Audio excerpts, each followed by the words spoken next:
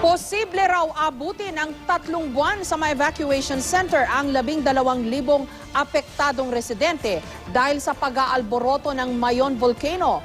Patuloy raw kasi ang pamamaga sa bulkan na posibleng senyales ng nagbabadyang pagsabog nito. May report si Chino Gaston. Tahimik ngayon ang bulkang Mayon, pero ayon sa FIVOX, patuloy ang pamamaga ng bulkan. Umaakyat daw ang magma o tunaw na bato sa ilalim nito na tinatayang nasa 40 million cubic meters ang dami. Lumaki na nga ang bulkan ng kabuang mahigit 13 millimeters kumpara noong bago ito nag-alboroto. Napakataas na raw ng pressure sa loob na pinalalala pa ng lava dome o tumigas na lava na nakabara sa bunganga nito.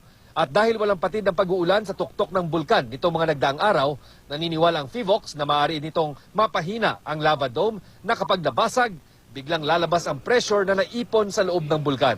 Yung kasi, yung sulfur gas, easily scrub by rainwater. Kasi madaling ma-scrub yung SO2 sa tubig, then it would turn into a sulfuric acid rain.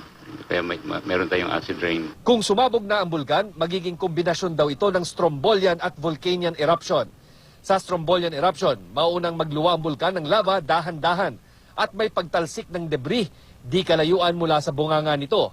Susunod dito ang volcanian eruption. Magluluwa ang bulkan ng ash at debris pataas sa himpapawid at pagbaba ng pyroclastic material sa tagiliran.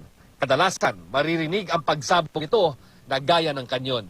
3 buwang tinatayang mananadili ang may 12,000 pamilya sa mga evacuation centers. Ang gastos, aabot raw sa 300 million pesos, kasama na ang pagkain, gamot at iba pang pangangailangan.